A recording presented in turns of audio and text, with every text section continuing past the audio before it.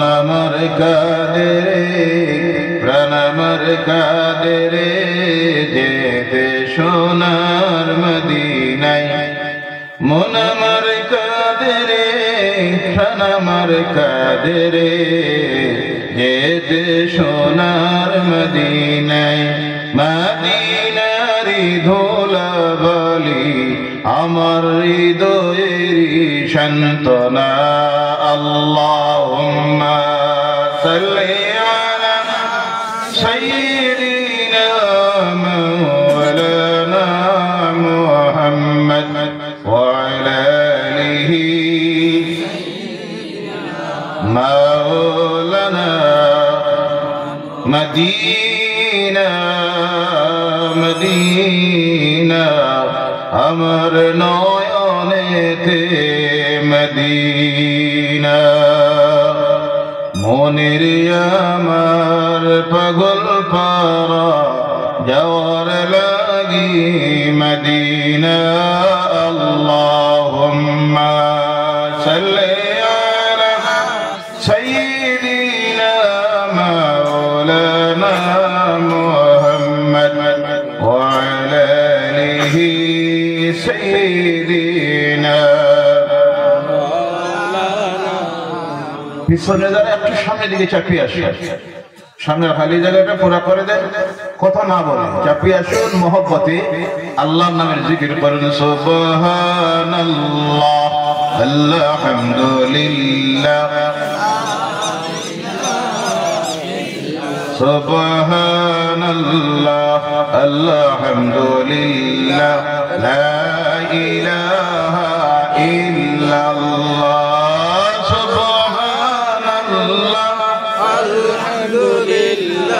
لا إله إلا الله حسبي ربي جل الله ما في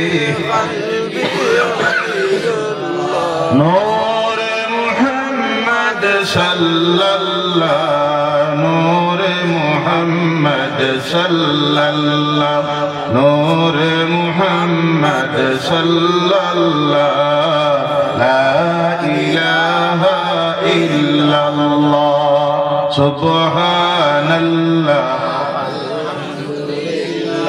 لا إله إلا الله لا إله إلا الله محمد رسول الله صلى الله عليه وسلم হাসার জেলার কাঠিগড়া এলাকার ঐতিহ্যবাহী হযরত মাওলানা শাহ সারাগালী রহমতুল্লাহি তাআলা আলাইহি 29তম বার্ষিক ইসাল সাদ মাহফিলের সম্মানিত সভাপতি শাহ সুফি আলহাজ হযরত মাওলানা মুঈনুদ্দিন কাজী সাহেব তৎসঙ্গে মঞ্চ উপবিষ্ট মাহফিল পরিচালনার সভাপতি বিশিষ্ট আলিমুদ্দিন হযরত মাওলানা কারি আবু সালেহ নজমুদ্দিন সাহেব সুযোগ্য উত্তরসূরি হযরত মাওলানা শাহ সারাগালী রহমতুল্লাহি তাআলা আলাইহি সুযোগ্য নাতি তৎসঙ্গে আজকের এই মাহফিলের সম্মানিত মুখ্য অতিথি বিশেষ অতিথি বরাক উপত্যকার বিশিষ্ট ওয়াইস সাহেবান তাছাড়া আমন্ত্রিত সম্মানিত বিশিষ্ট নাথগণ সামনে উপস্থিত সম্মানিত মুরব্বিয়ানি কেরাম প্রাণপ্রিয় যুবক ভাইয়েরা পর্দার আড়ালের সম্মানিত মা ও বোনেরা সর্বপ্রথমে মহান স্রষ্টা আল্লাহ সুবহানাহু ওয়া তাআলা লাখ কোটি শুকরিয়া আদায় করি যে আল্লাহ পাক রব্বুল ইজ্জত এই মুবারক রজবের মাসে কোন মাসটা চলতেছে কথা বলবেন কোন মাস মুবারক রজবের মাস যেই মাসের 26 তারিখের রাত্রিতে আল্লাহ সুবহানাহু ওয়া তাআলা তার রাসূলের জীবনের সবচেয়ে বিস্ময়কর ঘটনা রাসূলের শানকে মর্যাদাকে বুঝানোর জন্য ঘটাইয়াছিলেন যে ঘটনার নাম হলো মিরাজের ঘটনা কোন ঘটনা মিরাজের ঘটনা এমন এক মুবারক মাস, যেই মাসের মধ্যে আল্লাহ পাক বিশেষ একটা রাত্রি রেখেছেন, যেই রাত্রির নাম হলো লাইলাতুল মিরাজের রাত্রি। সেই মুবারক মাসে আজকের এই রাত্রিতে আমরা আল্লাহ পাক সুবহানাহু ওয়া তাআলার কালাম কোরআনুল কারীম থেকে আলোচনা করার জন্য এবং শোনার জন্য, তৎসঙ্গে আল্লাহর বন্ধু, আল্লাহর নেক বান্দা, আল্লাহর এক ওলি হযরতে মাওলানা শাহ সারাগ আলী রহমতুল্লাহি তাআলা আলাইহির 29তম বার্ষিক ইসাল সওয়াবের মাহফিলে, মুবারক মাহফিলে আমরা আসতে পেরেছি। আল্লাহ পাক আমাদেরকে সৌভাগ্য নসিব করেছেন, যার জন্য গোলাম হিসাবে আমরা সকলে আলোচনা শুরুর আগে আল্লাহ সুবহানাহু ওয়া তাআলা লাখ কোটি শুকরিয়া আদায় করি। সকলে উচ্চ কণ্ঠে বলুন আলহামদুলিল্লাহ। আলহামদুলিল্লাহ। ربنا لك الحمد حمدا كثيرا طيبا مباركا فيه। আমরা শুকরিয়া আদায় করেছি কার? আমরা কার গোলাম? আল্লাহ সুবহানাহু ওয়া তাআলার গোলাম হিসেবে আল্লাহর শুকরিয়া আদায় করেছি। আলহামদুলিল্লাহ। মাহফিল ইসাল সওয়াব বাস্তবায়ন কমিটির কর্মকর্তা ভাইয়েরা অনেক সুব্যবস্থা নিয়েছেন। মাইকে কোনো অসুবিধা নেই, লাইটে কোনো অসুবিধা নেই, না অসুবিধা আছে? আপনাদের বসতে কোনো কষ্ট হচ্ছে? এটা সুন্দর ব্যবস্থা তারা দিয়েছেন। কুয়াশা ঢুকতেছে না, বাতাসও ঢুকতেছে না। তবে সমস্যা হয়ে গেছে একটা জায়গায়, শ্রোতারা অনেক কম। কথা ঠিক কি না? লোকাল কোনো বাজার আছে না? জি, আজকে বাজার বা সাপ্তাহিক? সাপ্তাহিক বাজার না সাধারণত বিকালের বাজার? সাপ্তাহিক বাজার। এর জন্য শ্রোতারা একটু কম। আমি ভাবতেছিলাম সম্ভবত হতে পারে এলাকায় অন্যান্য ধর্মাবলম্বী ভাই বোনেরা বেশি নাকি? জি, ইসলাম ধর্মাবলম্বী বেশি হতে পারে। অনেক জায়গায় হয়। আগে আগে যখন প্রোগ্রামে যাইতাম, অন্যান্য ধর্মাবলম্বী ভাই বোনেরা, বিশেষ করে ত্রিপুরায় গেলে পরে দেখা যাইতো পুরুষ যারা, তারা প্যান্ডেলে ঢুকে যাইতো, প্যান্ডেলের পাশে এসে বসতো। মহিলারা দূরে দাঁড়িয়ে বসে অন্যান্য ধরনের ইসলামের আলোচনা, কোরআনের আলোচনা শুনতো। বলেন সুবহানাল্লাহ। আজকে পরিবেশটাকে পরিবর্তন করে দেওয়া হয়েছে কিছু সংখ্যক মানুষের কারণে। মানুষের মধ্যে ভুল বোঝাবুঝি তৈরি করে দেওয়া হয়েছে, হিংসা বিদ্বেষ তৈরি করে দেওয়া হচ্ছে, মানুষ থেকে মানুষকে সরানি হচ্ছে, ভালোবাসার বন্ধনকে চিহ্নন করা হচ্ছে, ভ্রাতৃত্ববোধ, সাম্য এসব দূরীভূত করে দিয়ে হিংসা আর বিদ্বেষ সমাজে তথাকথিত এক শ্রেণীর রাজনীতিবিদেরা, ধর্মীয় উন্মাদেরা তৈরি করতেছে। যার কারণে অনেক সময় অন্যান্য ধর্মাবলম্বী ভাই বোনেরা মন চায় মাহফিলে আসার জন্য, কিন্তু আসে না। এবং বিভিন্ন কুসংস্কার বিভিন্ন ধর্মাবলম্বীদের মধ্যে আছে, যার কারণে অনেক সময় আসতে চায় না। এভাবে যদি কেউ তাকে দেখেন, আমি অনুরোধ রাখছি, আসুন। ইসলাম সকলের জন্য আল্লাহর পক্ষ থেকে এসেছে। বলেন সুবহানাল্লাহ।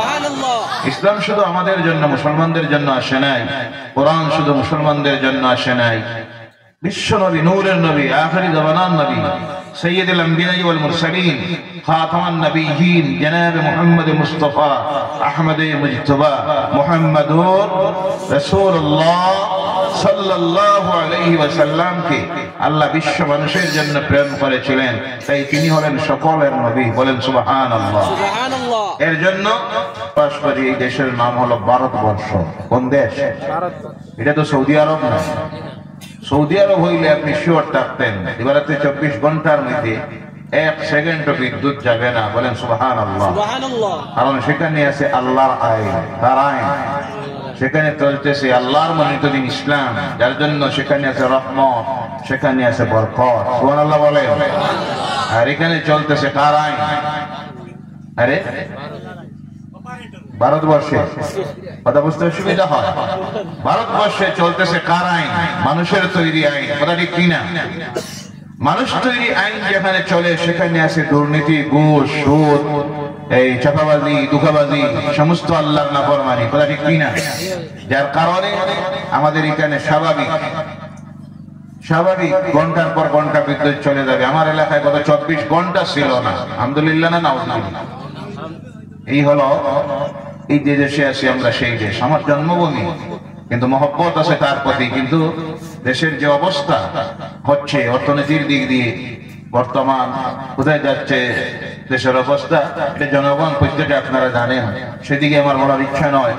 আমার বলার ইচ্ছা হলো আল্লাহর পক্ষ থেকে বিশ্ব মানুষের জন্য দেওয়া হয়েছে একটাই ধর্ম, যে ধর্মের নাম হলো ইসলাম। সুবহানাল্লাহ বলেন। সমস্ত মানুষের জন্য, শুধু মুসলমানদের জন্য নয়। এর জন্য আল্লাহ রাব্বুল আলামিন বলছেন, ইন্নাদ-দীনা ইনদাল্লাহিল ইসলাম। জোরে বলো আল্লাহু আকবার।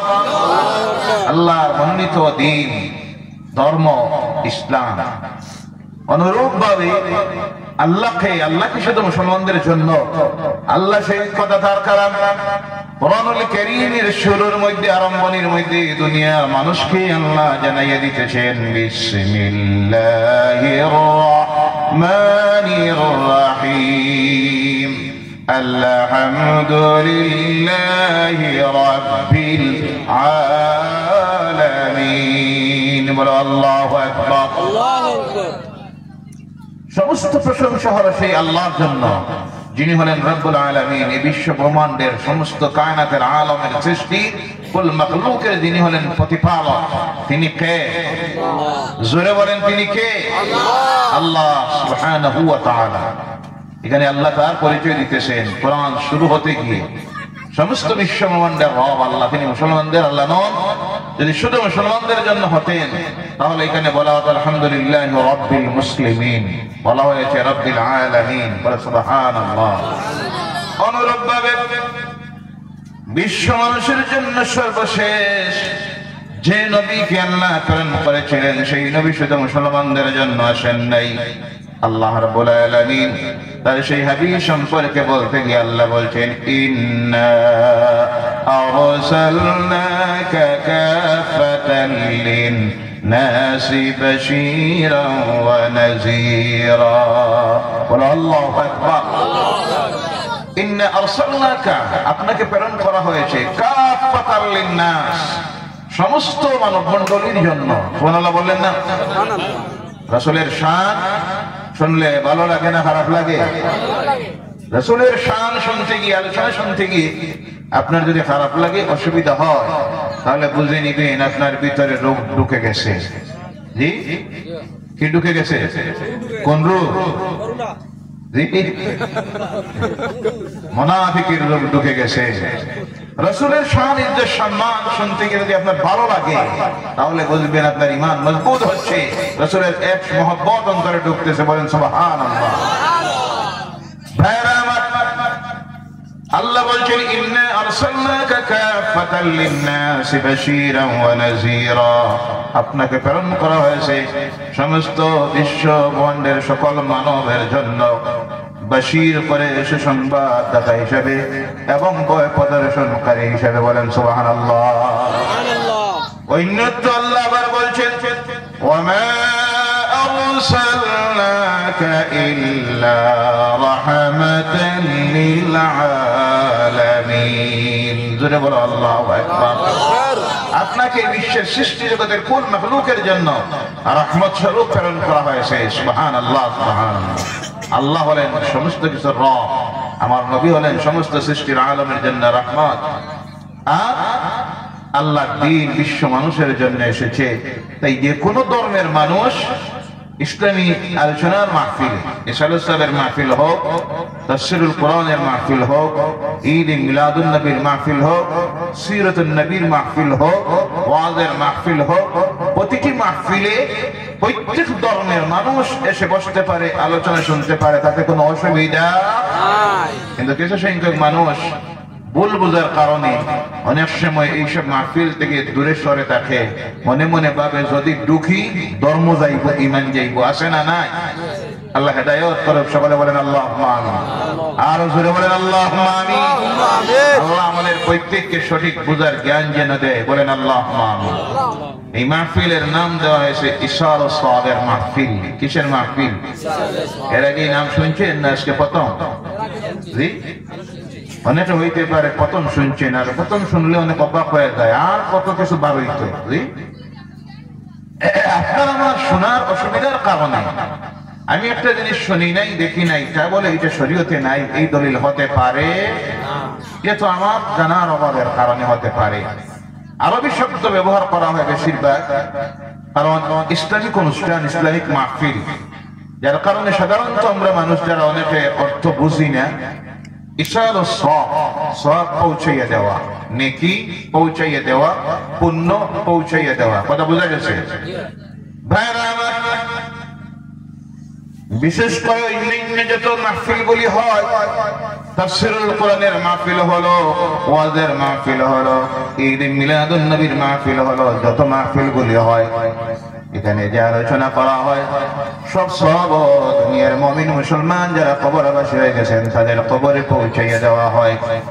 বিশেষ করে যখন মাহফিলের নাম দেওয়া হয়ে যায় ইসারুস সওয়াবের মাহফিল, সওয়াব পৌঁছাইয়া দেওয়ার মাহফিল অনুষ্ঠান, তখন এই মাহফিলের বিশেষ একটা লক্ষ্য উদ্দেশ্য থাকে। বিশেষ করে এইভাবে মাহফিল দেওয়া হয় আল্লাহর ওয়ালিরা, আল্লাহর নেক বান্দা যাদের, তাদের দরবার শরীফে এক নম্বরের উদ্দেশ্য থাকে সওয়াব যখন আল্লাহর ওয়ালিদের দরবারে তাদের রূহের কাছে পৌঁছাইয়া দেওয়ার জন্য। অনেকের মনে প্রশ্ন আসতে পারে, তারা কি গুনাহগার, কেন তাদের সওয়াবের প্রয়োজন? ভালোভাবে বুঝে নেন, নেককার যারা, তাদেরকে যখন সওয়াব পৌঁছাইয়া দেওয়া হয় আল্লাহ তখন তাদের দরজাকে আরো বুলন্দ করে দেয়। বলে সুবহানাল্লাহ।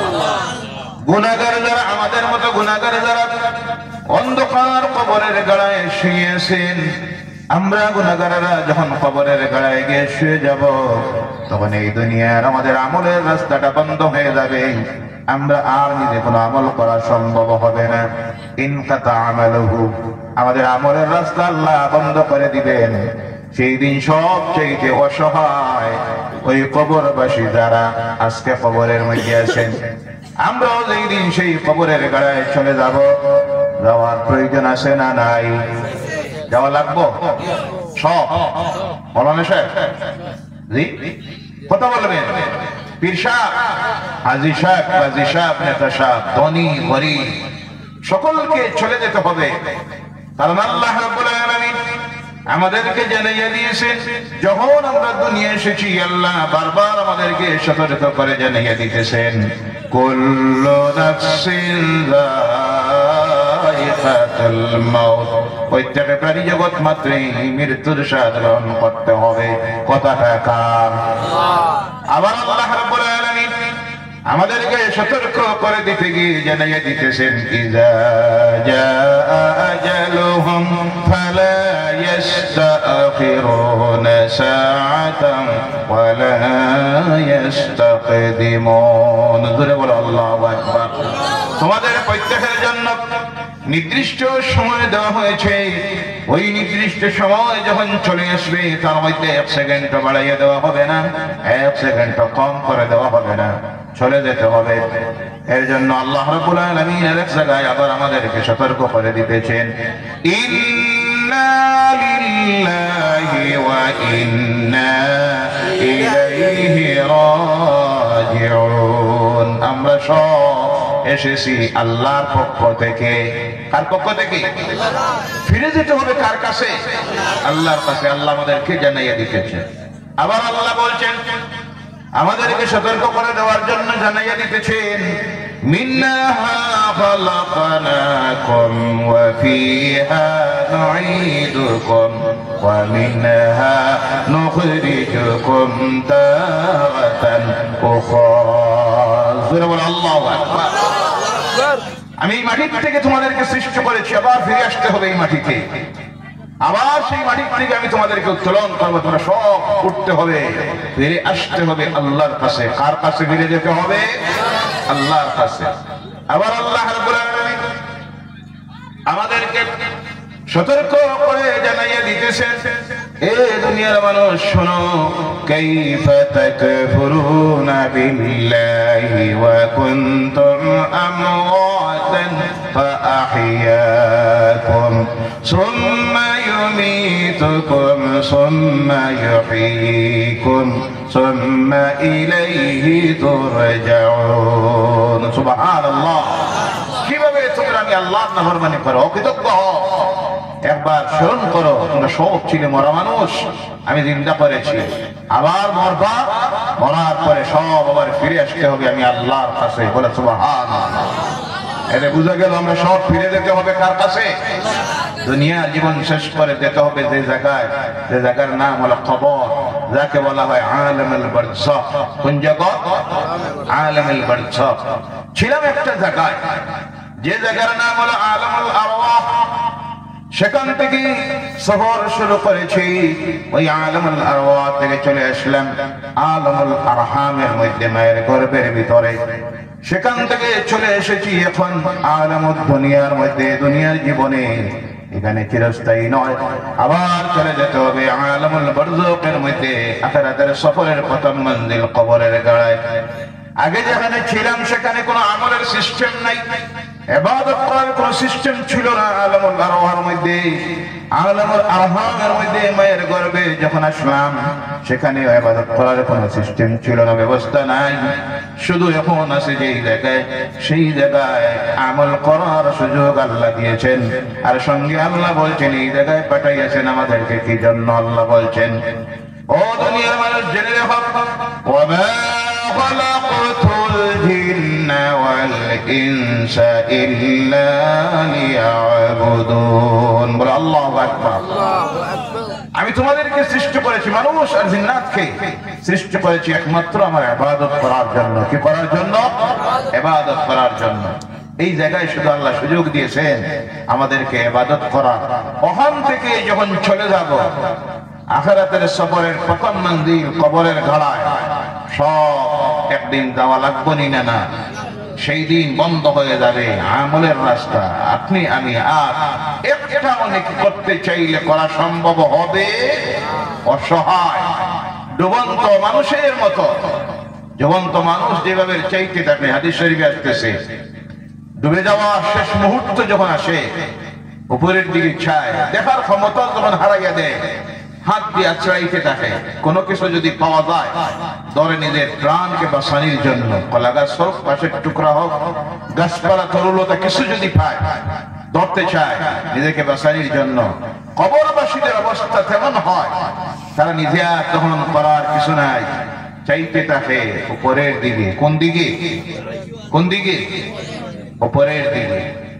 কেউ যদি কোনো সওয়াব পাঠায়, নেকির কাজ করে যদি পাঠায় দুনিয়ার কোন মুমিন মুসলমান, তার কোন আত্মীয় স্বজন আওলাদ তিলাওয়াত করলো, জিকির আজকার করলো, মিলাদ শরীফ পড়লো, শিরনি করলো, এতিম মিসকিন খাওয়াইলো, দান খয়রাত করলো, আত্মীয় স্বজনকে খাওয়াইলো, যা কিছু করে করার পরে যে নেকি হয়, পুণ্য হয়, তা যখন বক্সে দেয়, পৌঁছাইয়া দেয়, ওই পৌঁছাইয়া দেওয়ার নাম হলো ইসালুস সাওয়াব। কথা বুঝা গেছে ভাইয়ারা আমার?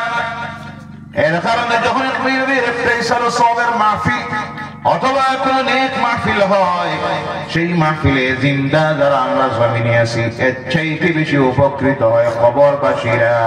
তারা কবরে যারা অসহায়, একটাও নেকির কাজ করা তাদের আর এখন সম্ভব নয়। কেউ আছেন কবরে আযাবের মধ্যে, কেউ আছেন নেক আল্লাহর বান্দারা, সব যখন পৌঁছাইয়া দেওয়া হয়, তখন নেককার যারা আল্লাহ ওই নেকির মাধ্যমে তাদের দরজাকে, মর্যাদাকে, মর্তবাকে আল্লাহ বাড়াইয়া দেয়। সুবহানাল্লাহ। বদকার যারা অসহায়, তাদের তখন আল্লাহ এই নেকির ওসিলায় মাধ্যমে তাদের গুনাহ মাফ করে দিয়ে আযাবটাকে তাখফীফ করে দেয়, কমাইয়া দেয়। বলেন সুবহানাল্লাহ। তাহলে এইভাবে মাহফিল করলে লাভ না লস? তাড়াতাড়ি বলবেন লাভ। শুধু আপনার আমার নয়, জিন্দা যারা তাদের সব সবচেয়ে বেশি উপকৃত হয় যেসব মুমিন মুমিনাত, মুসলিমিন মুসলিমাত আদম আলাইহিস সালাম থেকে শুরু করে কবরের গাড়ায় চলে গেছেন। মুনাজাত যখন হয়, এই সময় যখন বলা হয়, আল্লাহ আজকের এই মাহফিলের আয়োজন করতে গিয়ে তোমার যত বান্দারা বান্দিরা সাহায্য করলো, সহযোগিতা দিল, পরামর্শ দিল, আর যারা প্যান্ডেলের মধ্যে এসে হাজির হয়েছে, আয় আল্লাহ তাদের এবং আমাদের যত মুর্দারা কবরবাসী হয়ে গেছেন, আজকের যে আলোচনা করা হলো, সিন্নি হলো, দুরূদ হলো, মিলাদ হলো, এর সাথ যখন কুল মুমিন মুমিনাতের কবরে আল্লাহ পৌঁছাইয়া দাও, সঙ্গে সঙ্গে দুনিয়ার সমস্ত মুমিন মুমিনাত মুসলিমিন মুসলিমাত যারা আল্লাহ তাদের কবরে এর সাথ পৌঁছাইয়া দে। জোরে বলেন সুবহানাল্লাহ। এখন প্রশ্ন আসতে পারে কতটুকু দে? নাকি হইল 1 কোটি। কয় কোটি? 1 কোটি। আল্লাহ তখন বাড়িয়া দেয়, এরে 10, এরে 10, এরে 20, এরে 50। জি কথা বুঝা যা? আল্লাহ বাড়িয়া দে, ওর নাম হলো আল্লাহ। জোরে বলেন এর নাম আল্লাহ। কে? আল্লাহ বলছেন, ও দুনিয়া মানুষ জেনে রেখো আল্লাহ কে। আল্লাহকে চিনো, আল্লাহ জানো। কুল্লু আল্লাহু আহাদ। বলুন আমার সঙ্গে, কুল্লু আল্লাহু আহাদ আল্লাহুস সামাদ লাম ইয়ালিদ ওয়া লাম ইউলাদ ওয়া লাম ইয়াকুল লাহু কুফুয়ান আহাদ। আল্লাহু আকবার। রাসূল আপনি তাদেরকে বলে দেন আল্লাহ একজন। কয়জন? আল্লাহুস সামাদ। সুবহানাল্লাহ বলেন। আল্লাহ কাহারও মুখাপেক্ষী নন। সুবহানাল্লাহ বললেন না? দুনিয়ার কোন নেতা মন্ত্রী সরকার প্রধান রাজাবাদশার সঙ্গে তোমরা আল্লাহকে তুলনা করিও না। এরা প্রত্যেকে একজন আরেকজনের মুখাপেক্ষী আছে, তাদের সমতুল্য সমান আরেকজন আছে, কিন্তু আল্লাহ তিনি যার মুখাপেক্ষী কেউ নেই, তার সমতুল্য কেউ নেই। তাকে কেউ জন্ম দেয় নাই, তিনি কেউ জন্ম দেন নাই। বলেন সুবহানাল্লাহ। এর নাম হলো আল্লাহ। এর নাম এই আল্লাহ যখন দেন তার দিতে গিয়ে কোনো হিসাবে লাগে না, তার কাছ থেকে ঋণ নিতে হয় না, সাহায্য চাইতে হয় না, দিলে পরে তাকে জিজ্ঞাসা করার কেউ নাই। আল্লাহ রাব্বুল আলামিনের কোন বান্দা বান্দি যখন কোন ভালো কাজ করে আল্লাহ তাকে যতটুকু সওয়াব দেয়, যদি 1 কোটি দেয়, যখন আল্লাহর কাছে হাত তুলে বলবে আল্লাহ এই যে ভালো কাজগুলি যা করলাম এর যতটুকু সওয়াব হলো আল্লাহ সমস্ত দুনিয়ার মুমিন মুমিনাতের কবরে পৌঁছাইয়া দাও, মুসলিমিন মুসলিমাতের কবরে পৌঁছাইয়া দাও। তখন আল্লাহ ওই কাজ করে, যে কাজটা করলো তাকে আল্লাহ যতটুকু লিখে দেয়, পৃথিবীর মাটির নিচে অন্ধকার কবরে যারা শুয়ে আছেন সমান সব প্রত্যেকের কবরে আল্লাহ পৌঁছাইয়া দে। আর জোরে বলেন সুবহানাল্লাহ। এর নাম হলো ইসালুস সাদ। এর নাম ইসালুস সাদ। আজকের ইসালুস সাদের মাহফিলে আপনারা আসতে পেরেছেন, আমরা আসতে পেরেছি, এলাকাবাসীরা আয়োজন করতে পেরেছেন, এর কারণে আমরা খুশি না নারাজ? আওয়াজ করে বলেন খুশি না নারাজ? আল্লাহ খুশি। বলেন সুবহানাল্লাহ। আর জোরে বলেন সুবহানাল্লাহ। আল্লাহর সৃষ্টির কুল মাখলুক খুশি। সুবহানাল্লাহ বলেন। একমাত্র নারাজ কে জানা নাই? শয়তান। কে?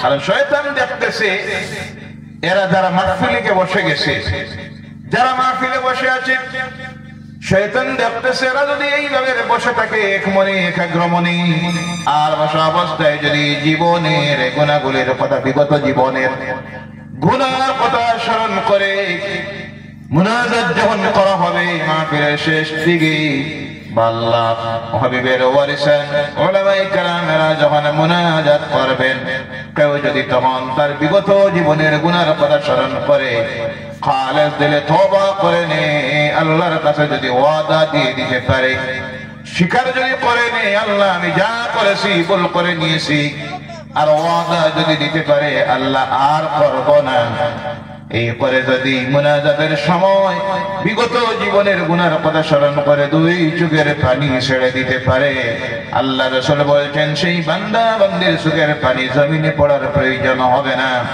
2 চোখের পানি নাকের উদ্দেশ্যে আসার আগে আল্লাহ নির্দেশ দেয়, ও আমার ফেরেশতারা আমার বান্দা বান্দির আমার জীবনের গুনাহগুলি মাফ করে দে। আর জোরে বলেন সুবহানাল্লাহ। মাফ হইলে শয়তানের লাভ না লস? কথা বুঝেন না আপনারা? শয়তানের লস।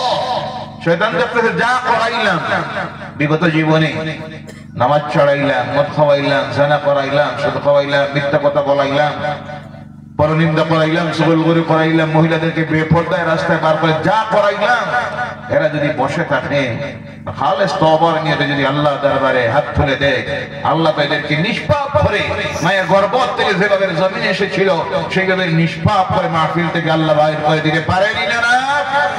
যদি বাইর হয়ে যায় শয়তান দেখে যা করাইলাম সব তো বেকার হইল, এরা তো জান্নাতি হয়ে বাইর হয়ে গেছে। সুবহানাল্লাহ বলে। দুই নম্বরে শয়তানের অসুবিধা হলো, শয়তান দেখতেছে আমি তো দুজকে যাইমু শিওর, তাতে কোনো সন্দেহ নাই। যাদেরকে দুনিয়ার জীবনে গুনার কাজ করানোর কারণে আমি ওয়াসওয়াসা দিয়ে প্ররোচনা দিয়ে গুনার কাজ করাইয়াছিলাম, করার কারণে যারা আজ কবরের গাড়ায় আযাবের মধ্যে লিপ্ত, জাহান্নামের কঠিন আযাবে যারা কবরে লিপ্ত, এরা যারা এখানে জমা হয়ে বসেছে, তারা যদি এদের জন্য সওয়াব বখশাইয়া দেয়, এদের জন্য দোয়া করে, দুরূদ পড়ে, জিকির করে, তিলাওয়াত করে, সিন্নি সাকাত করে আর সওয়াব যদি পৌঁছাইয়া দেওয়া হয়, এই সওয়াবের মাধ্যমে যদি তাদের জীবনের গুনাহ মাফ হয়ে যায়, শয়তান দেখে আরে দুই দিকে হইল লস, জিন্দাতে গুনাহ মাফ পাইল আর কবরে যারা শুয়ে আছে এগুলিও তো আমার সঙ্গে জাহান্নামে আর যাবে না, যা করাইছিলাম তা মাফ হয়ে গেল। তার কারণে শয়তান দেখে সবচেয়ে তার বেশি লস। আমরা শয়তানের লাভ করাইব না লস করাইব? কথা বলেন কোনটা লাভ হয়? তা আমরা যদি নামাজ ছেড়ে দিই, নামাজ পড়বেন না ছাড়বেন? কথা বলেন। পড়বো কয়ক? তাড়াতাড়ি বলেন কয়ক? 5 ওয়াক্ত। আল্লাহ আমাদের প্রত্যেককে 5 ওয়াক্তের নামাজি বানা বা জামাত নামাজ পড়ার জন্য তৌফিক দিয়ে সবাই বলেন আল্লাহুম্মা আমিন। বড় দুঃখ লাগে, আফসোস লাগে ও মুসলমানেরা, আজকে পৃথিবীতে সবচেয়ে করুণ অবস্থা যাদের, তারা আমরা মুসলমান। কথা ঠিক কি না? জি, যেদিকে তাকান জুলুম, অত্যাচার, নির্যাতনের শিকার হচ্ছে। এই যে সময় আমরা এখানে বসে আছি এই মুহূর্তে, কত সুন্দর পরিবেশে, শান্তির পরিবেশে, রহমতের, আল্লাহর রহমতের সুশীতল ছায়া নিচে, সেই সময় যদি তাকাই ফিলিস্তিনের দিকে, কোন দিকে? ফিলিস্তিনের দিকে। আমাদের লক্ষ লক্ষ ভাই বোনেরা অসহায়, মাথা লুকানির জায়গা নাই, বাড়ি নাই, ঘর নাই, আগামী করলো সকাল হলে কোথায় যাবে, কি খানি পাবে, কি অবস্থা হবে, এর কোন নিশ্চয়তা নাই। আজকে 1 বছরের ঊর্ধ্বে চলে গেল, জালিমেরা হামলা করে করে নিশ্চিহ্ন করে দিল। এমন একটা মানুষ মাঝে দেখি একদিন আল্লাহর এক বান্দা গাজা সিটি 7টা ফ্ল্যাটের মালিক ছিল, 7টার একটা বিল্ডিং, 7টা এইভাবে বিল্ডিং এর মালিক ছিল। আজ জীবনের সব হারাইয়া শরণার্থী শিবিরে, কোন জায়গায়? শরণার্থী শিবিরে। যে শরণার্থী শিবিরে কোন সময় 2 দিন লাইনে গিয়ে দাঁড়াইতে হয় ফজরের পর খানি নেওয়ার জন্য, সারাদিন দাঁড়ানোর পর বিকাল বেলায় কেউ খালি হাতে ফিরে যায়, আর খাওয়ার জন্য জুটে 1 বোতল পানি আর 2টা পাউরুটি।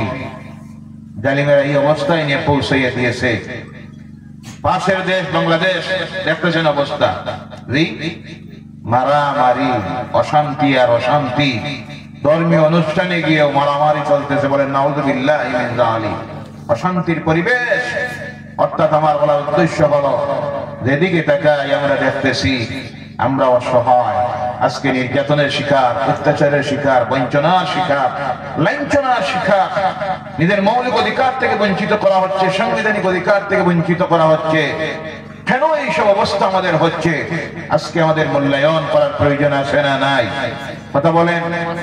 এই সময়ে যদি জাতি সচেতন না হয়, মূল্যায়ন যদি কে নিজেকে না করে, কেন আমাদের এই অবস্থা হচ্ছে, তাহলে এই জাতির ভবিষ্যৎ অন্ধকার। এই জাতির ভবিষ্যৎ কি আল্লাহ ছাড়া কেউ বলতে পারবে না। কেন আমাদের এই অবস্থা হচ্ছে? 1 নম্বরের কারণ হলো আল্লাহর কালাম কোরআনুল কারীমের একটা আয়াতকে প্রথম আমরা আজকে অস্বীকার করেছি। যে আয়াতে আল্লাহ রাব্বুল আলামিন বলছেন, ওয়াতাসিমু বিহাবলিল্লাহি জামিআন ওয়া লা তাফাররাকু। আল্লাহর রশিকে তোমরা আঁকড়িয়ে ধরো, ঐক্যবদ্ধভাবে আল্লাহর রশিকে আঁকড়িয়ে ধরো, তোমরা দলে দলে বিভক্ত হয় না। কথাটা কার? জোরে বলেন কার? আল্লাহ রাব্বুল আলামিন বলছেন।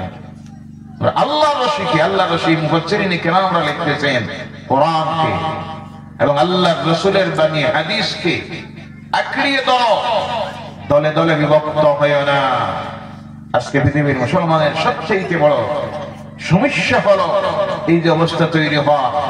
এক নম্বরের কারণ হলো রাজনীতির ময়দানে দেখেন আর ধর্মীয় অঙ্গনে দেখেন আমরা দলে দলে বিভক্ত হয়ে যাওয়ার কারণে ঐক্যবদ্ধ সমাজ জাতি থাকলে যে শক্তি থাকত সেই শক্তি আজকে আমরা হারাইয়া দিয়েছি। আমাদেরকে বিভিন্ন ভাবে ব্যবহার করতেছে ইসলাম বিরোধী শক্তি, আর আমাদেরকে দিয়ে তারা আমাদেরকে শেষ করে দিতেছে। কথা ঠিক কিনা? গোটা মধ্যপ্রাচ্যের দেশগুলির দিকে আপনারা তাকান, পৃথিবীর প্রতিটা মুসলিম রাষ্ট্রের দিকে তাকান, আজকে পাকিস্তানের অবস্থা দেখেন, বাংলাদেশের অবস্থা দেখেন, সিরিয়ার অবস্থা দেখেন, বললে শেষ হবে না। সর্বত্র আমরা নিজে নিজে মারামারি করে শেষ হয়ে যাচ্ছি। ভুল বুঝাইয়া দিয়া আমাদের মধ্যে বিভিন্ন দলাদলি সৃষ্টি করে দিয়া ধ্বংসের দিকে জাতিকে নিতেছে। সেই সময় এক নম্বরে আমাদের কর্তব্য হলো এই জাতি সর্ব অবস্থায় রাজনীতির ময়দানে হোক, ধর্মীয় অঙ্গনে হোক, ঐক্যবদ্ধ একটা জাতি আমাদের হওয়া এখন সময়ের দাবি। সেই সময় আমরা যেন সমাজে বিভ্রান্তি ফিতনা তৈরি না করে জাতিকে ঐক্যবদ্ধ ভাবে একটি প্ল্যাটফর্মে হাজির করাইতে পারি। আল্লাহ আমাদেরকে তৌফিক দেখ। সকলে বলেন আল্লাহুম্মা আমিন।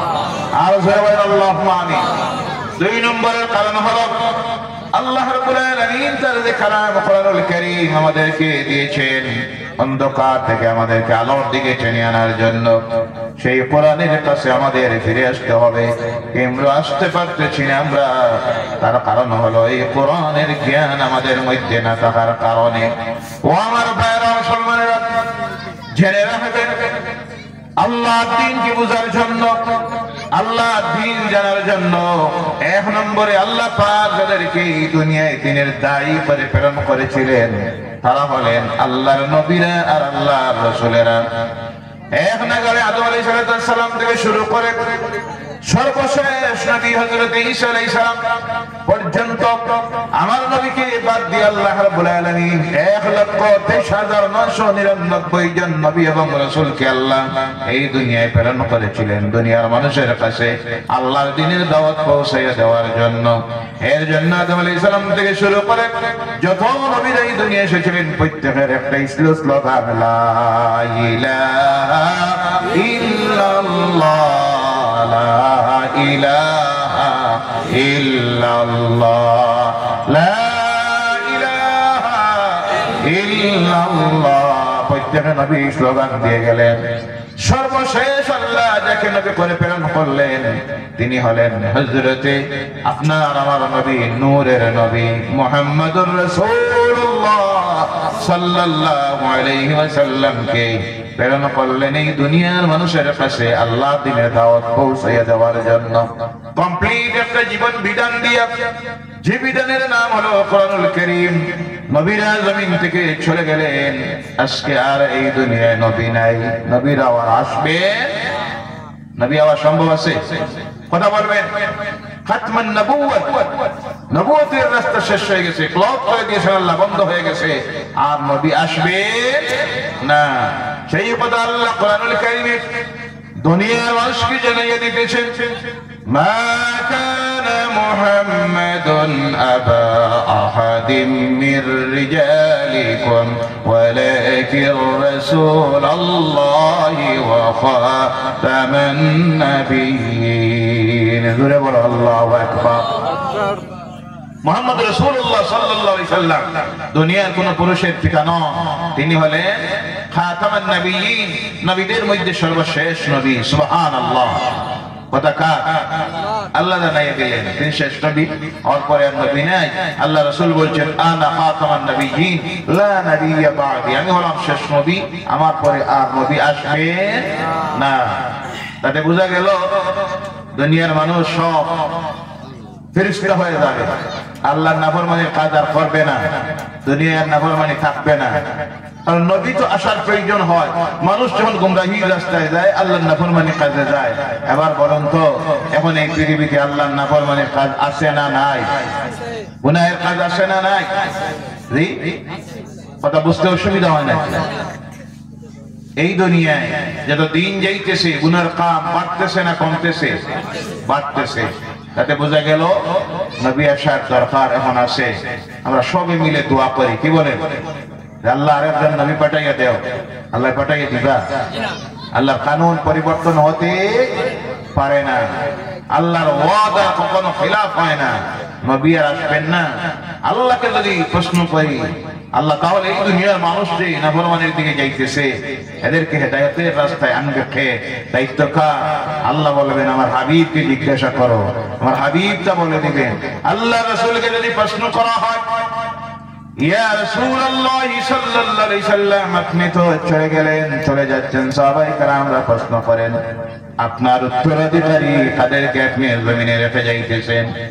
আপনার এই মিশনকে যারা জমিনে পরিচালিত করবে? আল্লাহ রাসূল সাল্লাল্লাহু আলাইহি সাল্লাম বলেন আল উলামা ওয়ারাসাতুল আম্বিয়া। বলো সুবহানাল্লাহ। উলামায়ে কেরাম যারা দ্বীনের জ্ঞানে যারা শিক্ষিত হবেন, তারাই হবেন আমার ওয়ারিস। তারাই এই জমিনে আল্লাহর দ্বীনের প্রচার প্রসার মিশন তারাই পরিচালিত করবেন। বলেন সুবহানাল্লাহ। এরাই হলেন আল্লাহর ওলিরা। সুবহানাল্লাহ বললেন না? সমস্ত উলামায়ে কেরাম আলেম যারা, তারা আল্লাহর ওলি। সুবহানাল্লাহ বললেন না? আওরাত থেকে কেরামতি জাহির হতে পারে, আওরাত থেকে জাহির নাও হতে পারে। ওলি হওয়ার জন্য শর্ত নয় যে ওর থেকে কেরামতি জাহির হতে হবে, কথা বুঝা যায়?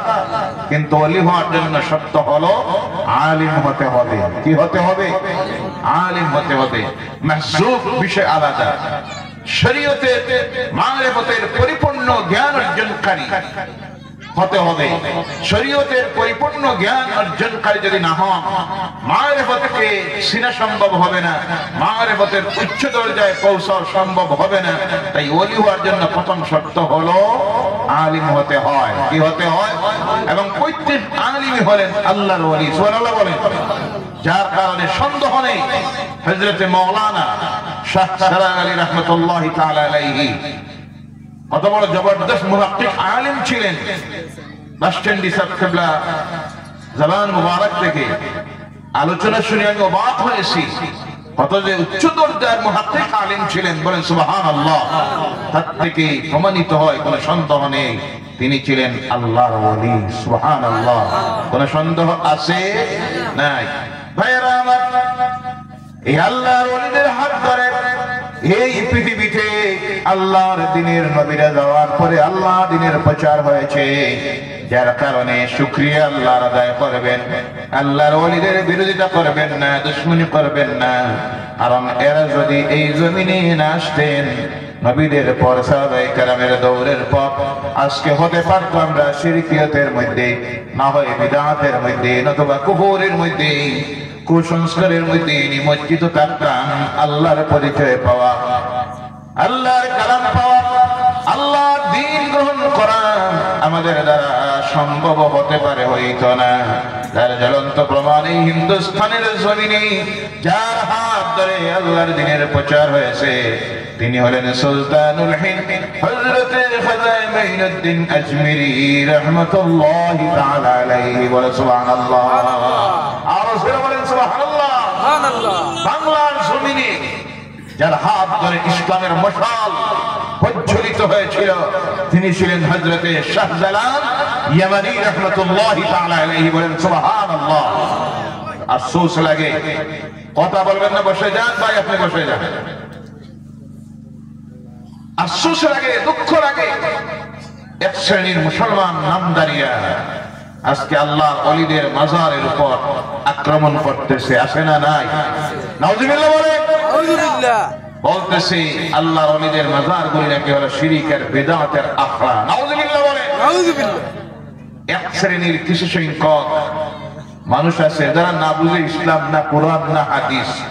ওসিলা কাকে বলে তাও বুঝে না, কবর জিয়ারত কারে বলে তাও বুঝে না। আসে না? নাই? অনেক সময় আল্লাহর ওলিদের মাজারের কিনারায় গিয়ে সিজদা দিয়ে দেয়। নাউজুবিল্লাহ বলেন। জোরে বলেন নাউজুবিল্লাহ। সিজদা দিতে হয় কাকে? আরো জোরে বলেন, সিজদা দিব কাকে? আহলে সুন্নাতুল জামাত তৎসঙ্গে যত ইসলামিক সংগঠনগুলি আছে প্রত্যেকে একই কথা মানুষের সামনে তুলে ধরে, আল্লাহকে বাদ দিয়ে কাউকে সিজদা দেওয়া যাবে? সিজদা পাওয়ার একমাত্র মালিক কে? স্রষ্টা। আর আমাদের স্রষ্টা কে? আল্লাহ সুবহানাহু ওয়া তাআলাকে বাদ দিয়ে কাউকে সিজদা দেওয়া হারাম এবং শিরকি গুনাহ। কি গুনাহ? শিরকি গুনাহ। অনেক আছে যারা আল্লাহর ওলিদের মাজারের কিনারায় গিয়ে গাঁজা খায়, বিভিন্ন মাজারগুলিতে আসে। যারা এইসব করে আল্লাহ তাদেরকে হেদায়েত করে, চলবেন আল্লাহুম্মা আমিন। অনেক আছে মাজারের কিনারায় গিয়া অপ্রয়োজনীয় বাতি জ্বালায়, আসে না নাই? তারপর দেখা যায় এখানে যাওয়ার পর অনেক সময় তারা বিভিন্নভাবে শরীয়ত বিরোধী কাজ করে, গাঁজা খায়, গান গায়, তামসা করে। এই সমস্ত কিছু ইসলাম হারাম করেছে এবং ইসলামী হক প্রতিটি সংগঠন আহলে সুন্নাত ওয়াল জামাত তা হারাম বলেছে। আপনারা ইনসাফের সহিত বলুন, এই সংগঠনের কোন উলামায়ে কেরাম কি কোনদিন মানুষকে এই কথা বলেছেন আল্লাহর ওলিদের কিনারায় যাইও, ইয়া সিজদা দিও, গান গাইও, গাঁজা খাইও, নাচিও? বলেছেন? এই সব হারাম। কিন্তু দুঃখ লাগে, আফসোস লাগে, অনেক সময় অনেকে না বুঝে যে জিয়ারত কারে বলে, ওসিলা কাকে বলে না বুঝে অনেক সময় আমাদেরকে গালি দেয়। ভাইয়েরা আমার, রাগ করবেন না, অনেক সময় একটা গালি দেয় আমরা নাকি কবর পূজারীর দল। নাউযুবিল্লাহ বলেন। পূজা করেন হিন্দু ভাইয়েরা। কারা? হিন্দু ভাইয়েরা পূজা করেন। পূজার ইবাদত এক জিনিস হইতে পারে, কথা বলেন। পূজা করা হয় দেব দেবতাদের, ইবাদত করা হয় কার? কথা বলবেন। ইবাদত হয় কার? ওলিদের কিনারায় যাওয়া হয় জিয়ারতের জন্য। কথা বুঝা যায়? ইবাদতের জন্য নয়, জিয়ারতের জন্য, ওসিলা নেওয়ার জন্য। ওখানে গিয়ে পড়াশোনা যেটা করা হয় জিয়ারতের আগে সওয়াব বকশিয়ে দেওয়া হয়, যে পড়লো সে সওয়াব পাইলো, যার রূহের মাগফিরাতের জন্য বা দরজা বুলন্দির জন্য সব পৌঁছে দিল, উনার দরজা বুলন্দ হলো। এবং ওসিলা নিয়ে আল্লাহর কাছে দোয়া করে। কার কাছে? ওসিলা নিয়ে দোয়া করবো কার কাছে? চাইবো কার কাছে? যদি কোনো ওলির মাজারে এই সব মাজার কেন্দ্রিক শিরক বিদআত থাকে, তাহলে তা বন্ধ করবো না ওলির মাজার বানবো? কোনটা? জি কথা বুঝেন না আপনারা? কর্তব্য হলো প্রতিটি মুসলমানের জন্য মাজার কেন্দ্রিক যদি কোনো শিরক বিদআতের কাজ হয়ে থাকে তা বন্ধ করা। তাই বলে ওলির মাজার ভাঙ্গা কোন বেকুফ ছাড়া এই কাজ করতে পারে না। কথা বুঝা